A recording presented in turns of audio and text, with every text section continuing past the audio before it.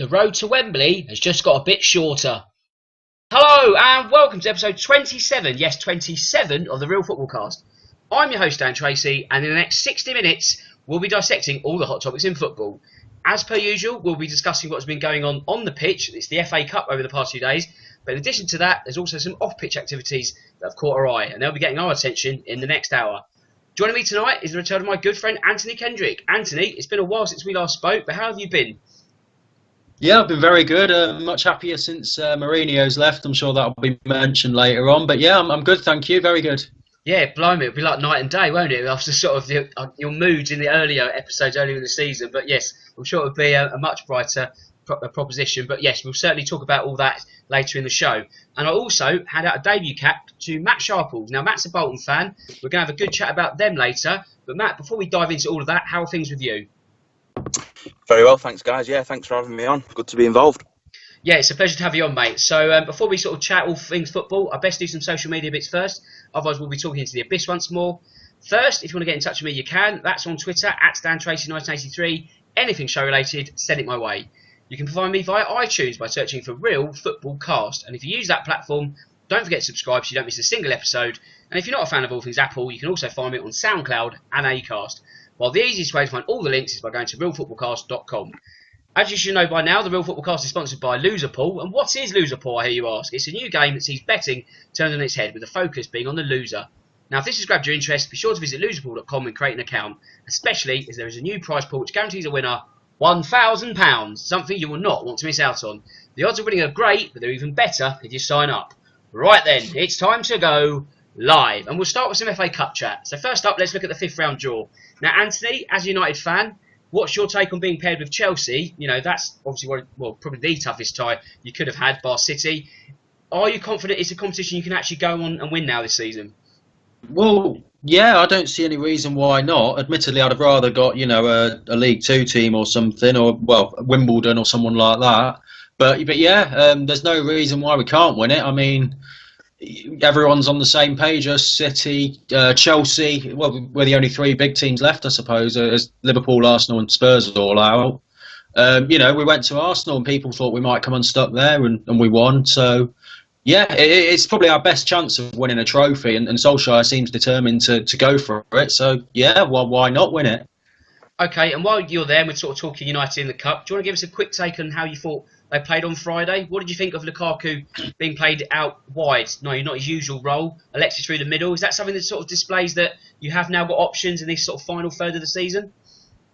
I think so, and I think it's sort of flexible thinking. I mean, and it's the whole positivity that's been generated. I mean, if Lukaku had played on the right wing under Mourinho, it would have been a completely different spin, that he's been shunted out to the right, that you know, that he's been played out of position and all that. But there's so many options in attack. You know, Lukaku, Sancho's back, Martial and Rashford. I know Mata's playing tonight, and you know, it just, all those options, we can go as far as we want. And I think there's just so much positivity, and our attacking play is so much better than it was before. And you can probably hear from the tone of my voice, I'm so much happier about it.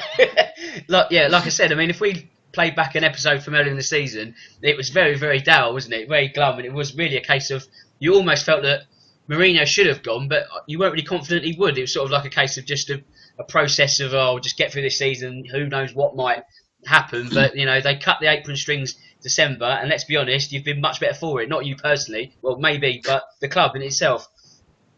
My mental health is a lot better, and I've not sworn tonight, so yeah, it's good. No, I'm really happy, and I think you know, you just look at Old Trafford, and it's such a different atmosphere. I mean, I live just up the road from it, but there's people there every day, just a general day to day. You know, not even on a match day. There's so many people milling about and that, and it's incredible how much the atmosphere's changed. You know, the fans are much louder. I mean, I went a few times earlier in the season, and it was appalling, the atmosphere. It was almost like when Moyes was there, and you know, he was at the end of his tether there. Yeah, it's amazing how much things have changed, and that all comes down to the manager, not just these decisions on the pitch, but generally. You know, I watch most of his press conferences, and he just says the right answers, and he's got the positive attitude, and he doesn't slate any of the players, and you know, he loves the club. Matthew, is it fair to say then that United players almost down tools in the last sort of days of Mourinho. You know, we all sort of say that footballers are professional, but there's professional and, you know, winning stuff, and there's professional and not really caring and trying to get a manager out the door. So obviously that change in mood and performances has been brought in by Solskjaer, but does some of that have to be sort of down to the players not really caring in those last few weeks under Mourinho? Absolutely. I think obviously the form that they're showing of late is kind of testament to what a poor job Mourinho was doing. It was pretty clear he wasn't getting the best out of a very, very talented bunch of players. You look at Rashford coming into his own. Obviously, Lukaku hasn't been playing, but on Friday night I thought it was excellent. Who knows if Sanchez will find the form that kind of his wage and his price tag, you know, deserve, if you know what I mean. But yeah, I think it's obvious they weren't playing for him. I think Pogba is a prime example of that. It's player power at the end of the day, isn't it? But a new manager's come in and they do seem like the Man United of old. You know, back in the day under Sir Alex Ferguson, you would hate to play them. They were so feared. You know, going to Old Trafford was you know, the toughest fixture of the season. Whereas under Mourinho, let's be honest, you're in with a chance up against the Mourinho team because they were just so poor going forward. They were inconsistent. You know, they had a mistake in them, and fair play to Ole Gunnar Solskjaer because he's not put a foot wrong, and yeah, good on him. Okay, if we sort of go back to sort of the general FA Cup overview from the weekend, and Matthew, I'll stay with you for this one. Anthony, you're more than welcome to sort of add in on this one as well. But what is interesting, we get to the fifth round, that's 16 teams, bar the sort of replays that are undecided, but 16 teams will be at that stage. And when we get there, just 7 of them will be from the Premier League. So we've got more teams outside the Premier League in that round than actually in the Premier League. So is that a sign that the Premier League teams are, I don't know if throwing the competition is the best term, but not taking it as their main priority? Or at the same time, are we doing the lesser clubs a disservice because they've obviously, you know, they've got to win these matches as well? So what's your take on the health of the FA Cup at the moment? Unfortunately, I think it's the former point that you raised. I don't think that the big Premier League clubs are taking it seriously, or as seriously as they should. I saw an interesting quote from Roy Hodgson prior to the Palace Spurs game, and he said that, you know, an FA Cup run would be great. You know, to get to a semi-final or even a final would be fantastic. But if you offered me a Premier League survival, I know which I'd rather take. It'd be Premier League survival. Ironically, they go and beat Spurs, and then they're in with the real chance of getting to a quarter final because I think they've been drawn against Doncaster Rovers, which is obviously winnable for Palace. But you know, good on the lesser teams because they've, like you said, they've still got to go out and perform and play well and get up for a cup tie. But I think it's going to be interesting because I think it's massively up for grabs. Obviously, one of Manchester United and Chelsea are going to be going out the next round. That leaves City, and you know, as you enter a semi-final, final, even quarter-final, anything can happen. So, yeah, it's going to be interesting to see how it all unfolds, I think. I mean, Anthony, sorry, yeah, please feel free to add something to that if you've got an opinion. Yeah, I have actually. I think it's a bit simplistic to say some of the clubs haven't taken it seriously. I mean, if you group the Premier League into sort of 3 tiers, you've got the big 6, and I think, you know, United and City are going to take it seriously, in Chelsea. I mean, Liverpool through it. Arsenal came up against a tough tie, and Spurs, well, they've got their injuries and that. I mean, the middle tier, you know, teams like your West Ham, Leicester, Everton, they all got knocked out. But if you actually look at the lineups they played strong teams and they got knocked out against poor opposition. So I think it's more the players not taking it seriously rather than the manager seeing it as a joke. If you actually look at the teams, they're very similar to full strength. I know Pellegrini in particular was really angry at his team's performance at West Ham. At Wimbledon, sorry, I should say. And then, you know, the bottom sort of clubs, you can understand them, you know, a Huddersfield or a Fulham or someone, you can understand them throwing it down in a relegation fight. But I think the onus is sort of on those teams like a Leicester or West Ham or someone to go and be a surprise winner of the FA Cup because they could do it. It's just, I think this year, I think they actually tried. It's just the managers tried with strong lineups. It's just players didn't turn up on the day and saw the game as a win. Everton were poor against Millwall as well, you know, but that was a first team side. Yeah, I think that's a very fair point that, you know, Everton went strong, West Ham went almost as strong as they could do. So I don't think it's the fact that the managers have sort of tossed it in the bin and thought we'll leave it. But I think also you need to take into account there have been some all Premier League ties that have knocked out Premier League teams. So that hasn't helped the situation either. So it's not just the black and white as, you know, there's less Premier League teams because of this reason. But I guess another reason, Anthony, when we look at the FA Cup and where it sits in the landscape of English football, I think I read somewhere that the winner of the FA Cup this season gets 6.9 million. Now, whether you qualify for the Champions League or you just stay up, the bonanza of money that comes with that it will dwarf it, won't it? So it's very hard to sort of try and make the FA Cup the top priority when there's so much money swishing about in other competitions, isn't there? Oh, of course it is. I mean, it's what, 100 million or 90 million, I think the lowest. I think Burnley got the lowest TV money of any Premier League club, and it was something like 90 million they got.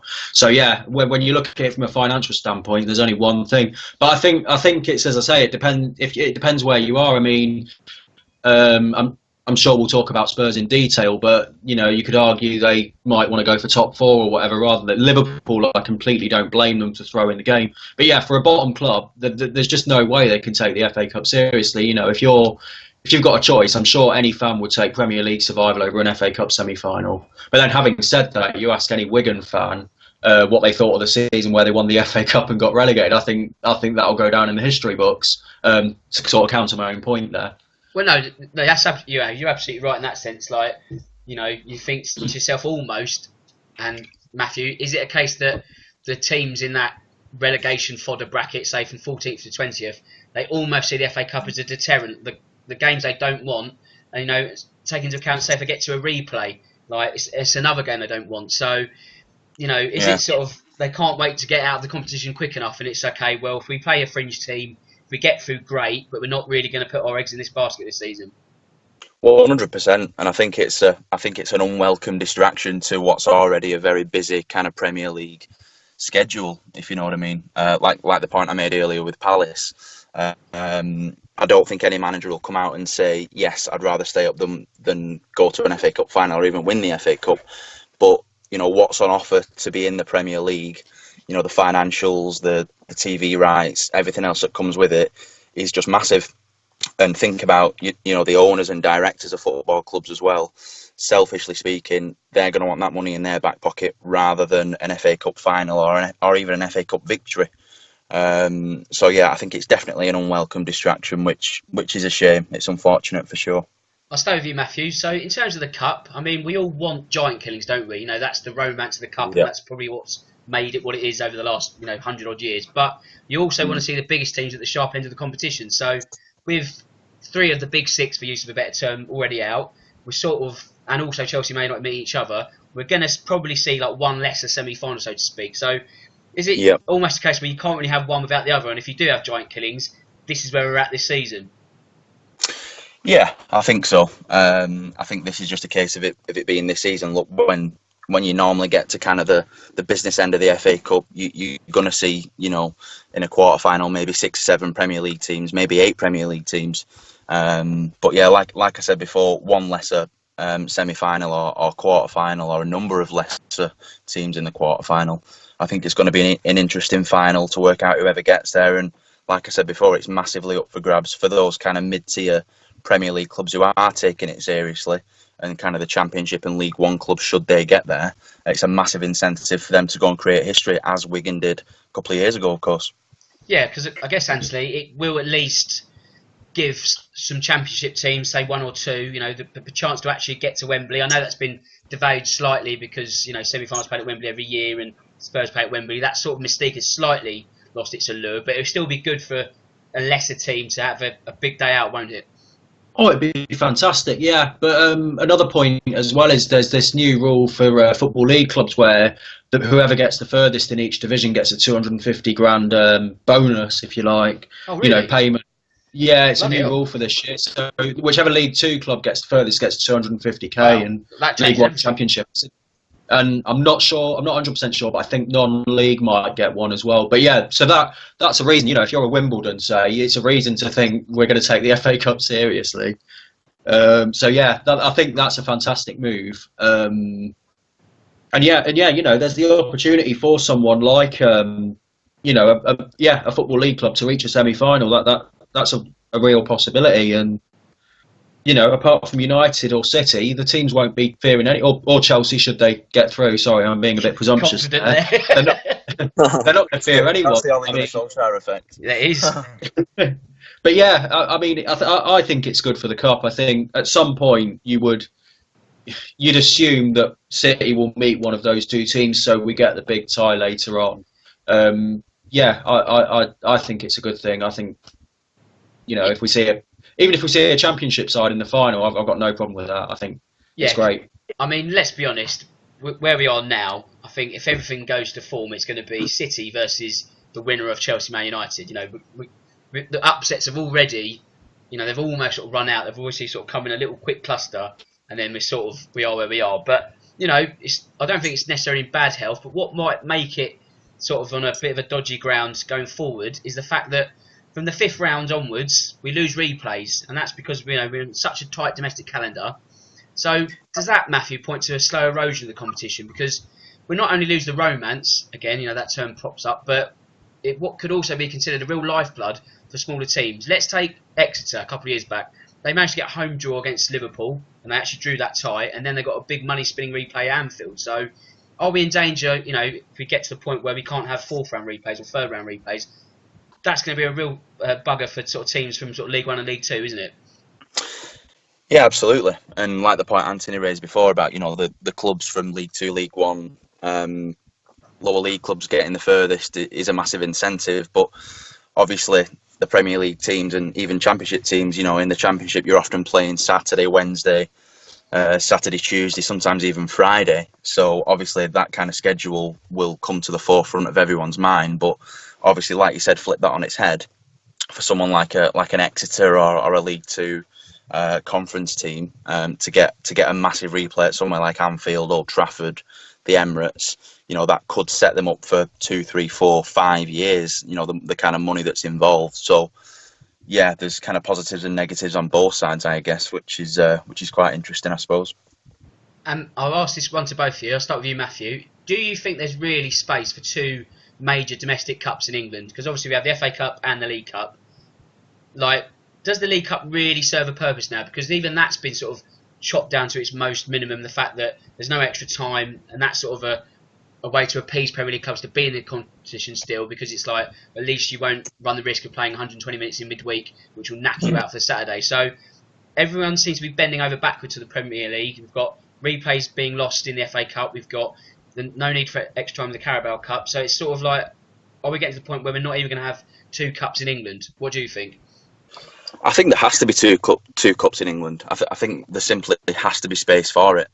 The FA Cup is obviously an historical kind of institutionalised competition, which is great. We don't want to see that die. But I mean, as speaking on a selfish note, I've seen my team play in one cup final, and that was a League Cup. And I'll hold that with me for a while. We didn't win it, but we got to the final. It was a fantastic day. We had a brilliant run, and that's something that will stick with a fan for the rest of their lives.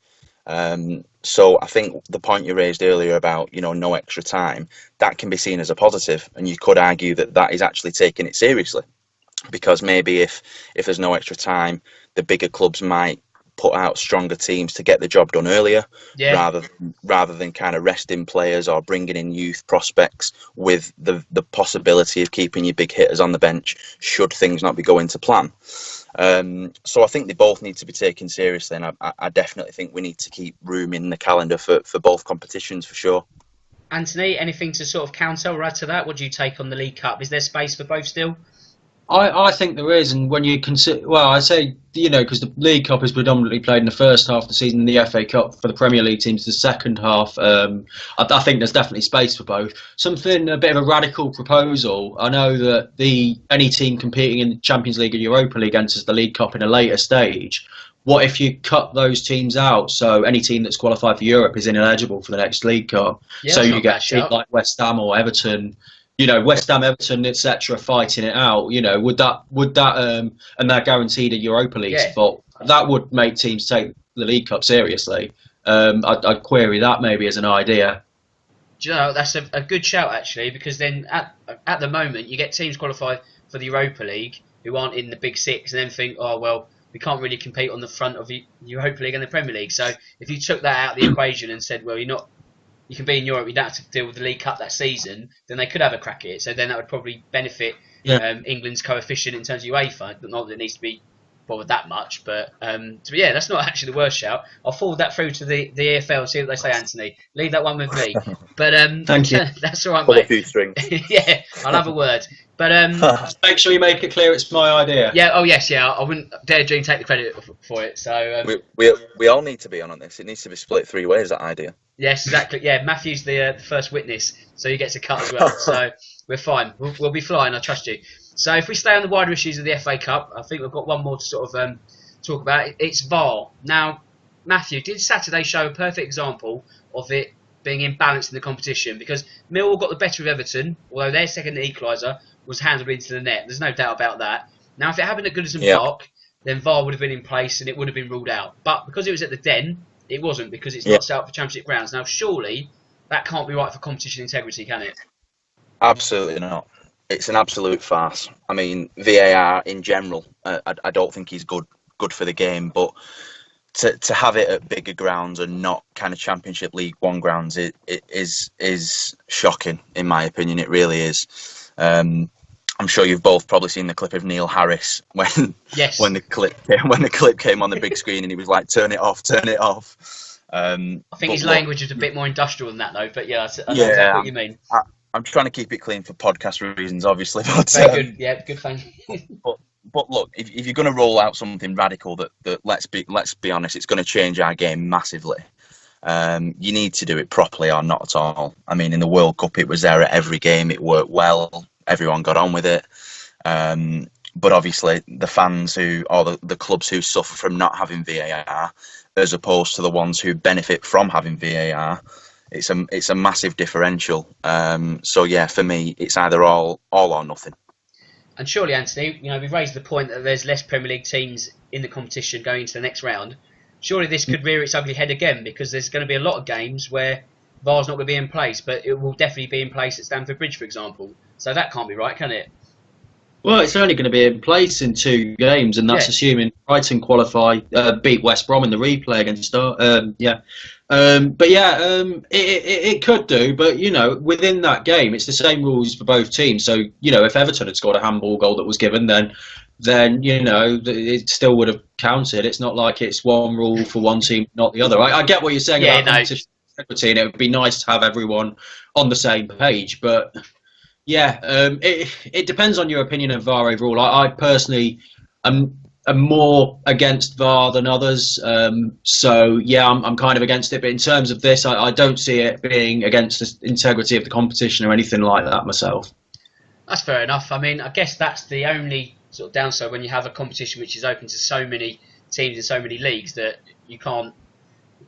It's either that or you don't let teams in League 1, League 2 into the competition, and then that way it would sort of solve the issue. But that's not going to happen. To play away. Yeah, all that, I guess. But yeah, I mean, that would be a bit too sort of unfair on lesser teams. But I guess that's just. I think that's the only sort of downside of VAR. It's that it's not universal. That was always the danger, I guess, with goal line technology. But you can't really moan against goal line technology because it's so absolute and correct. Then that's been better for the game. Whereas VAR, it's still. Is it winning people over? Like, I don't know about you, Matthew. I don't know if you saw Chelsea versus Spurs, the second leg. We had Lamela go through, what was onside, but in the first leg we had a situation where Harry Kane was he onside, was he offside, and the linesman put his flag, we kept it down to let VAR play. Second leg, linesman puts his flag up and doesn't let VAR do its job. So there's uncertainty there. So what is going on with VAR? There's just, like you said, there's just massive uncertainty, and I think sometimes as a fan watching the game, you don't really understand how it's all going to play out. And I think the rules and kind of the wherefores of how it's actually going to happen need to be a lot clearer. I've heard a lot of instances where, VAR should be used for the reality side of it. So is it over the line? Is it a goal? Is it an offside? Something that isn't a matter of opinion, such as a foul or a yellow card or a red card. So there's still massive question marks over it, and I think it's something that needs to be addressed. Like I mentioned before, with it being all or nothing, I think if it's going to be used, then fine, but it needs to be used the same way with the same rules in every single game, because otherwise we're just not going to get anywhere with it. I mean, Anthony, next season it's in the Premier League, so whether we like it or not, it's here. How many teething issues are we going to see these sort of first few weeks? I know it's sort of crystal ball time, but Are there going to Yeah. be situations where no one really knows what's going on from a fan's point of view? Like, say it happens at Anfield, there's no screen, is there? So we saw it in the FA Cup last year. No one knew what was going on. So that's not something you can rectify by just whacking up a big screen, because this is not something to do at Anfield. So, you know, things like this, they don't really fill you with confidence. I know it's sort of World Cup showed it can be used in the right way. Maybe it's English refs aren't getting it right. What is the issue with VAR for you? I think you've said exactly what I was going to say. I think the screens. I mean, I was at Old Trafford in the earlier round of the FA Cup, where the penalty was given. Well, we thought Mata had scored a perfectly good goal. It was then ruled out for offside, but a penalty was given in another incident. But there was no screen there, so the fans had no idea what was going on. And there's not screens at several Premier League clubs, so I think if you have VAR, you've got to force all these clubs to put screens in. I mean, United have done it in the past, for example, for the Olympics. I know they did it. They put up some temporary ones in other times. But I think you have to let the fans in the stadium have a clear idea of what's going on. I think they'd be more accepting. You know, if a red card gets given against their player because VAR said so after the ref didn't give one, I think fans would be more accepting if they can see, oh, yeah, that was a horrific two-footed challenge or whatever. I can't see how you can have VAR and not have screens, personally. Yeah, I think that needs to be the sort of the minimum standard, because otherwise we're going to be none the wiser. But we could talk about VAR all evening. Let's not, because I don't want people switching off. So let's talk about Matthew's team, Bolton. They were dumped out of the cup by Bristol City on Friday, the same night that United got the better of Arsenal. But that's not sort of why we're going to talk about Bolton. That's not really the real concern. They're lying second bottom of the Championship at the moment, 3 points from safety. And while we're recording, they're in a real 6-pointer against Reading, who are a spot above them. So, Matthew, just what is going on at Bolton? I don't even know what the stadium's called anymore. It sort of changes sponsor names all the time. So, forgive me for not doing my research there. But it's not just this season. It seems to be over the past few years. You're almost in a state of managed decline. I dare say unmanaged decline. Like, what is going on there at the moment? I think it's just been an accumulation of lots of different things. I mean, it's been mismanaged at the very top for a number of years since we got relegated from the Premier League in 2011. It's the age-old tale of Championship clubs paying huge wages for Championship players, and that's when the decline starts. Obviously, Eddie Davis, may he rest in peace. Obviously, he bankrolled the club for a long time.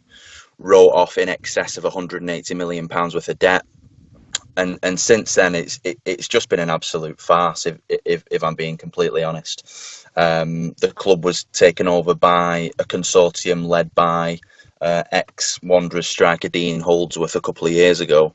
He and Ken Anderson took the club on jointly. It came to fruition that kind of Dean Holdsworth didn't have the money to kind of put into the club. And then Mr. Anderson obviously assumed full control. When you've had more winding up petitions than home wins in a season, then there's obviously real problems. And I think when it gets to the stage where on the field results are the least important issue, you know that there's something genuinely wrong. I mean, you mentioned a 6-pointer there. It is a 6-pointer, but it should be a lot more than that. People aren't thinking about that. All people are thinking about is, you know, what happens the next time players aren't paid on time. What happens the next time they go on strike? It sounds a little bit dramatic, but you know, we've even spoke about, will there even be a club to support next season? Because, you know, liquidation has been mentioned. Obviously, I know a lot has to happen for that, but yeah, I mean, it's just a real worry at the moment. It's a real worrying time to be a Wanderers fan, and until new investment comes on board, then we don't really see a way out of it, unfortunately.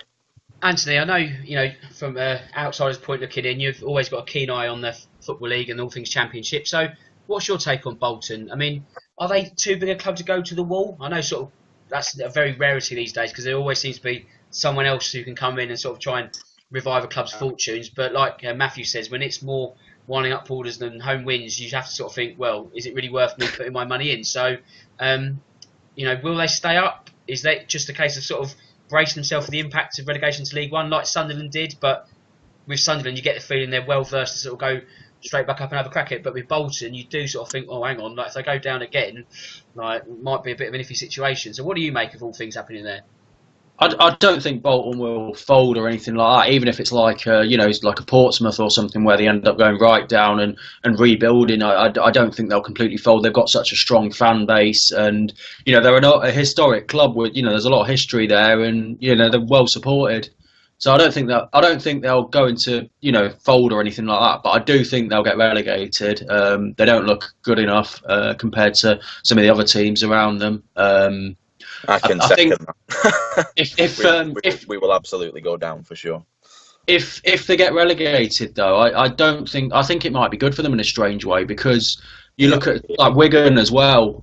Wigan, they came straight back up after getting relegated. They rebuilt and did well. So and that was the best thing for them. And now Wigan are doing much better in the Championship than they were. I'm just gutted they didn't get relegated last season, because Burton could have stayed up then. I'd have preferred that, to be honest.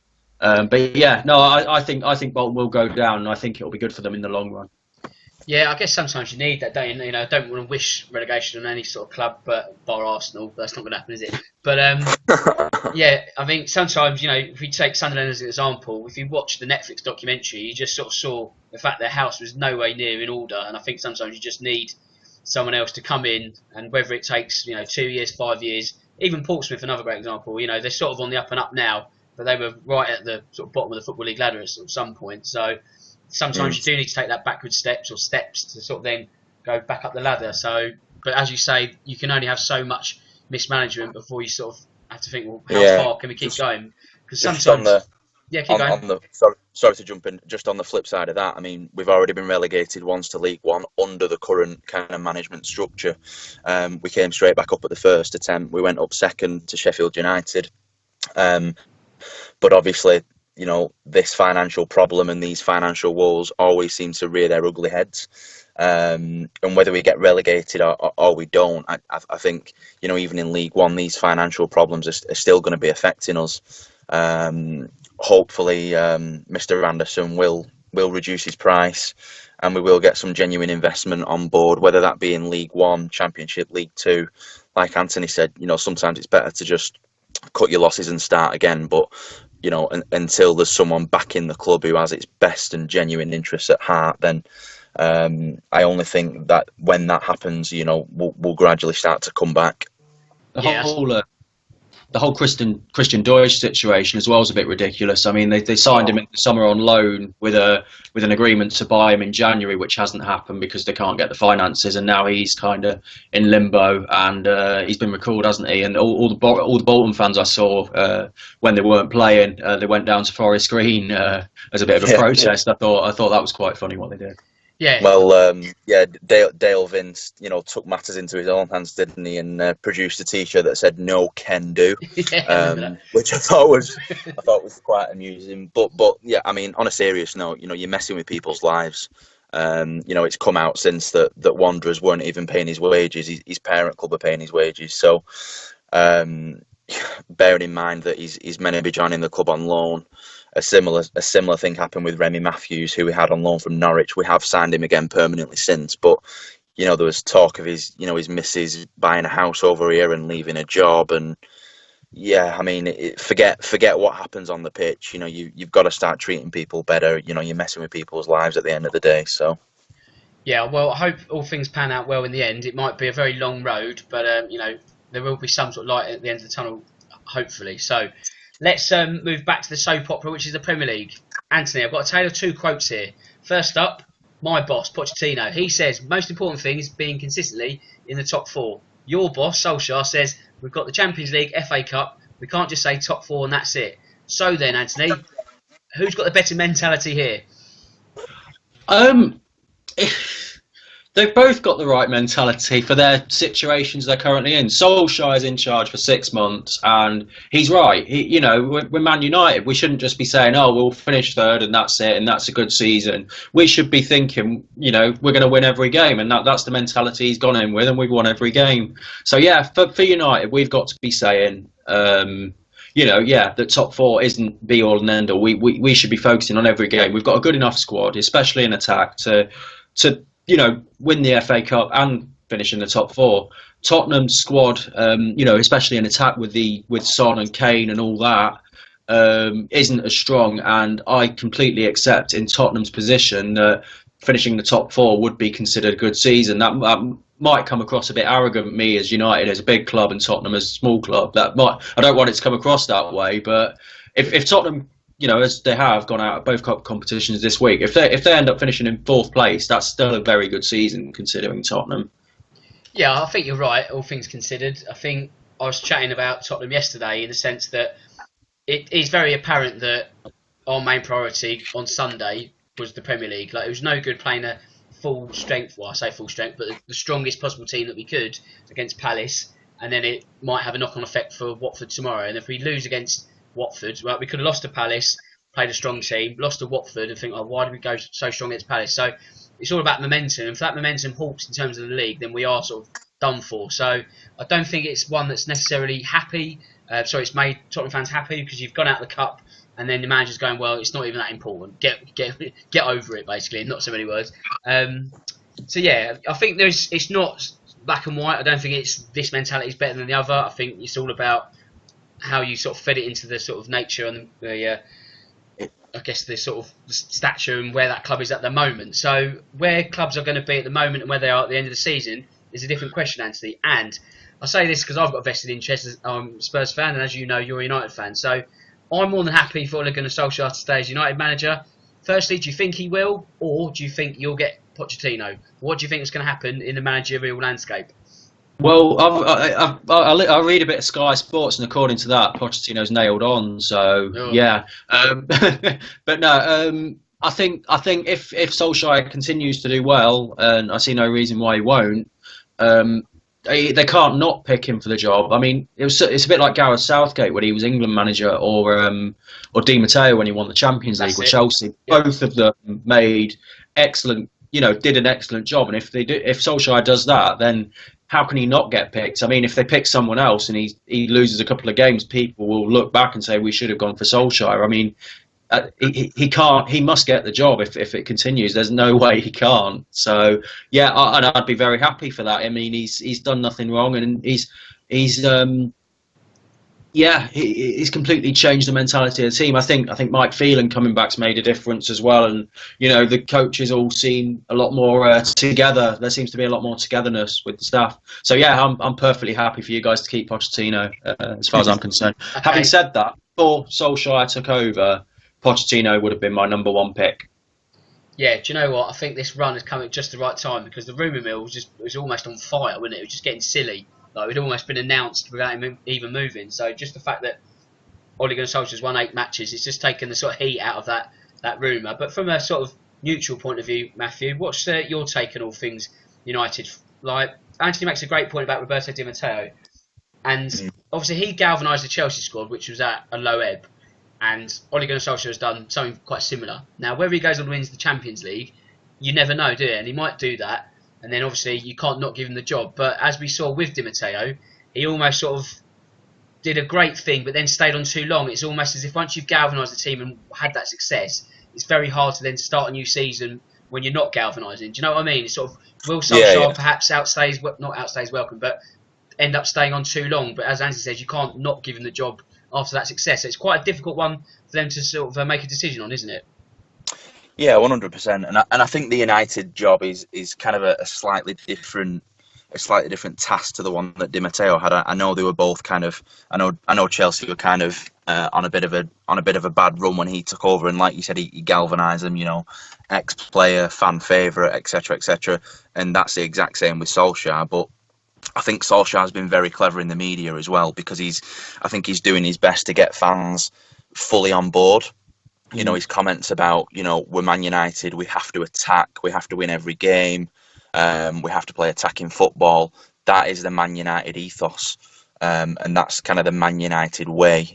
We have to promote youth, which he's doing. All of a sudden, you've seen him getting the best out of Rashford.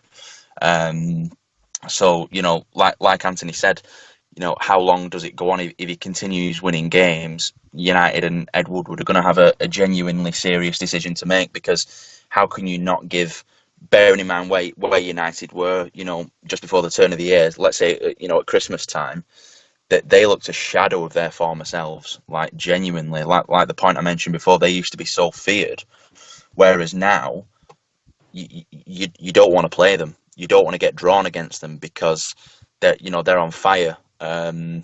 So how long does that go on? I mean, if he gets to the latter stages of the Champions League, if he gets to the FA Cup final, if he manages to drag them into the top four from a genuinely footballing decision, it's one of those funny ones where how can you not give him the job?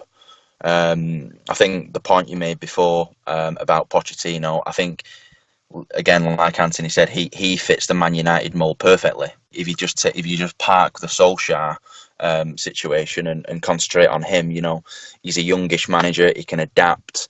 They play good football. He has a very good reputation with bringing youth prospects through, and that's what United want. But Pochettino or Solskjaer, it's going to be a massive decision. So it's going to be interesting to see how it all unfolds. I mean, Anthony, let's be honest, and please be honest. Did you honestly see Ole Gunnar Solskjaer winning 8 games in a row? Has this been a very happy accident?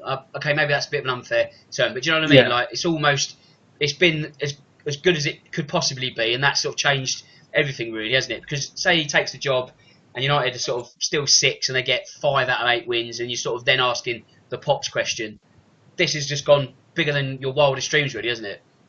Well, look, yeah, kind of, yeah. I mean, nobody predicted this, but I mean, when he took over, right, I made the same point as I said about, if he does well, how can they not give him the job? I said that earlier on. So it has gone beyond our wildest dreams. But I did think from the start that Solskjaer would have a chance of getting it if he did well. And I think all United, I think it was kind of an irrelevance who came in. It was just a sort of a happy face and a guy who actually works with the players. I mean, it just shows how appalling Mourinho was there and how much. Well, I didn't want Mourinho from the start. I mean, it just shows how poorly he's done at United, really, how quickly things have turned around. But yeah, I always thought Solskjaer had the chance to get the job full time, despite them saying it was only till the end of the season. The one thing I would say is I don't think there's any point in United making a decision until the summer. There's no value in saying Solskjaer's got the job now. You may as well wait until the summer. Either way, yes or no, or someone else, whatever. Yeah, there's no point till the summer for me. Oh yeah, absolutely. I mean, why make an announcement in March? Because then you might lose 7 matches in a row. You just don't know, do you? So it's better just to hedge your bet slightly. But if we go to Chelsea now, and they finally got their man in Gonzalo Higuain. But Matthew, is he the right man for the Blues? Because former manager Ruud Gullit doesn't seem to think so. So I guess the question here is, will he join the long list of failed forwards at Stamford Bridge? Because for every Drogba, there's been a Torres, a Shevchenko, a Kesman. Do you know what I mean? There's been a lot of big name strikers that have gone there and really flattered to deceive. So obviously it's very too early to make those kind of conclusions. But how do you think he'll fit in West London? I think it'll certainly take him time to adapt, but I think the issue that Chelsea and Chelsea fans have is that he doesn't really have that much time to adapt. Obviously, he's never played in the Premier League before. He's come from Italian football, which is obviously a completely different ball game. But on the flip side to that is, he's going to take him time to get up with the pace of the league. It's a completely different to how it was over in Italy. And a lot of people are saying he's coming into the twilight of his career. I think he's just turned 30. Is it 31? 31. So obviously, if they loan him until the end of the season, I believe they'll have an option to buy him. Are you going to want to spend big money on someone that's coming to 32 years old?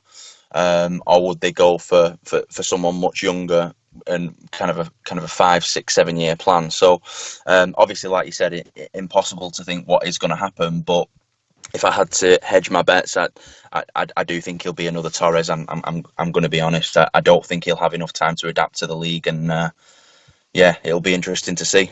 Yeah, do you know what? I think you're right, to be honest, mate. I think you make an excellent point that he just hasn't got time to bed in. Chelsea needed a striker 2 weeks ago. Do you know what I mean? Like, they really just need to throw him in and see what he can do. And there's no doubt he's a good striker, but you think at 31, you're in the sort of the twilight of your career. Anthony, do you think it's the right move for Chelsea? I mean, they had to get a striker because Morata's flopped and he's gone as well now, and Giroud can be useful as a sort of big man off the bench. So they had to sort of twist their arm and sort of see what they could find.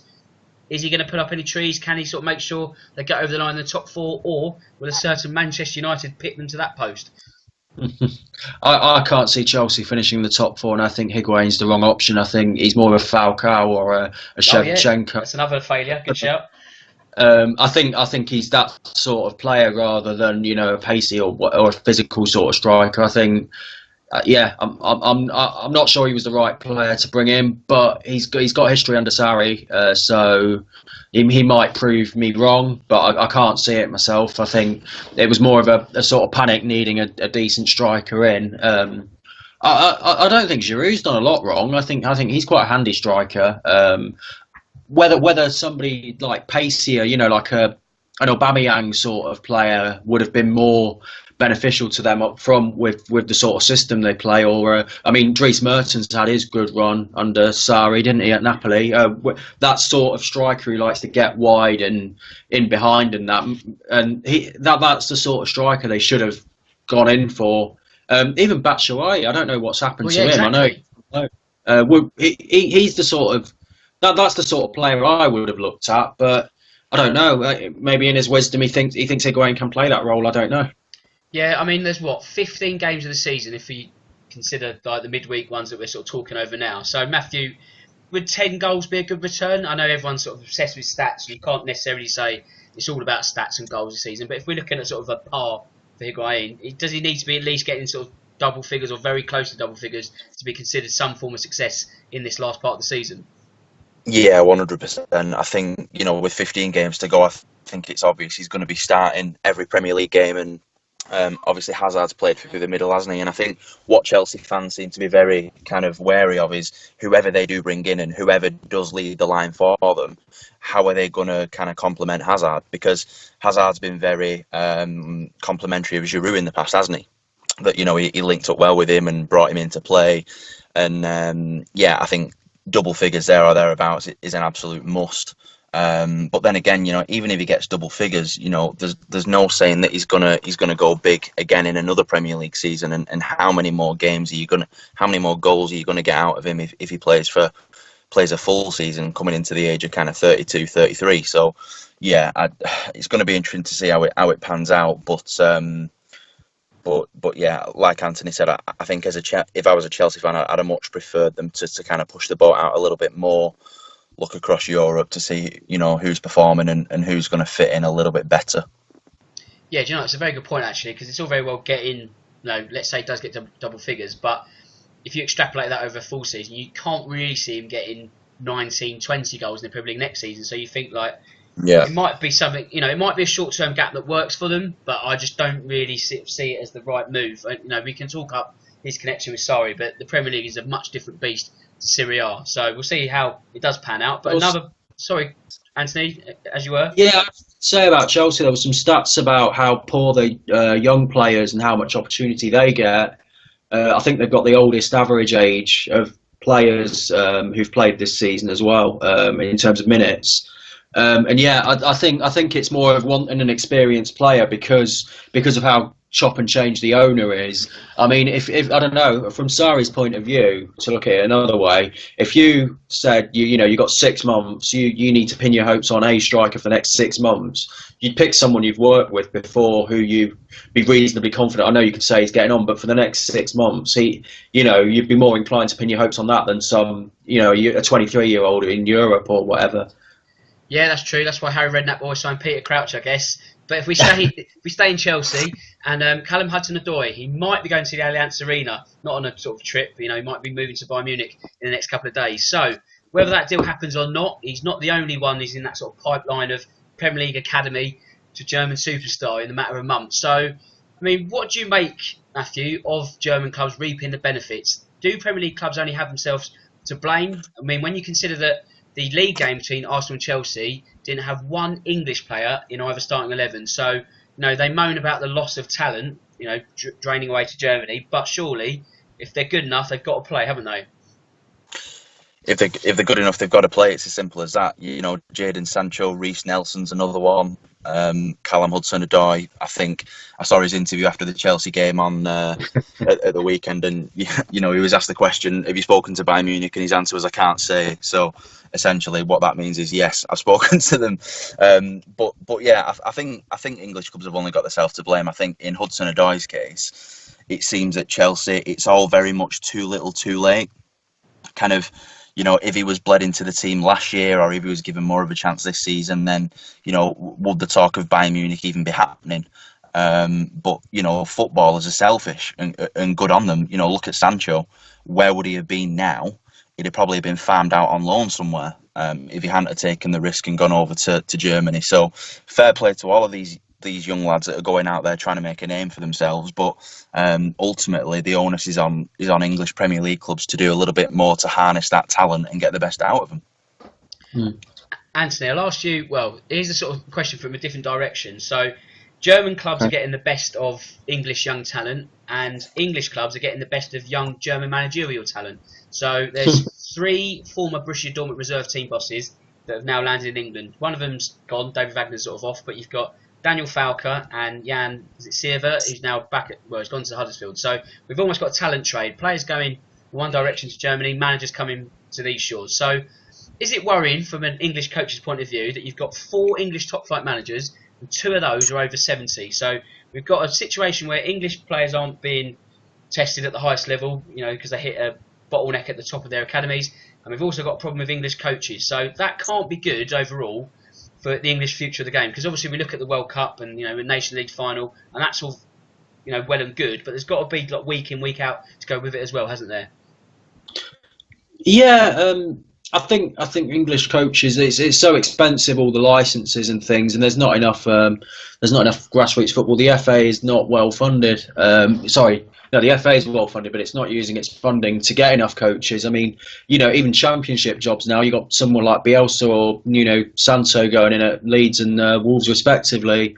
I think half the championship's probably foreign managers now as well, and you know, it's the short-term thinking of Premier League clubs to say, you know, we'd rather pin our hopes on a foreign coach who's done all right than a young English coach. I think the fact that a Dortmund reserve team coach has got the job at Huddersfield over you know, someone who's managed a Premier League team or at least managed a Football League team is quite worrying. I think that's really worrying, and it's a sad indictment of where we are now.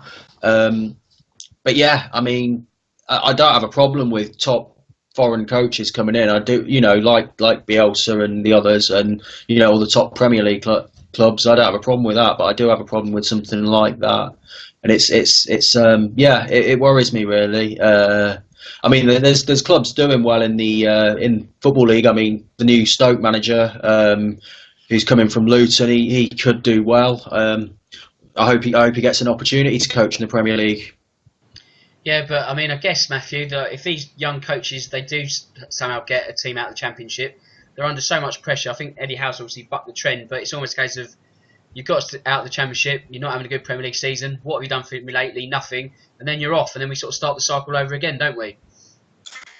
Yeah, it's kind of a vicious circle, isn't it, of coaches, you know, making a name for themselves, and how many times have you seen it where, you know, like the point you just mentioned there, where a young, you know, British coach or English coach, whatever, gets a side up from the Championship into the Premier League. You know, it's rare that club sticks with them should things go wrong.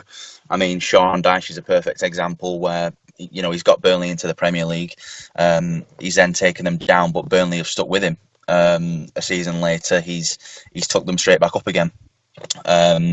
So yeah, look, I mean, it's certainly a worry. Like Anthony said, that, you know, someone from another country, you know, managing a reserve team is getting the job over young English talent. It's like you said, it's definitely a worry for the English game for sure. I mean, has that appointment? I mean, I don't know if you look at it as, it's certainly interesting. I mean, do Huddersfield have to be commended that they haven't just gone down the usual safety route of Moyes, Hughes, Pulis, Allardyce? You know what I mean? One of those names.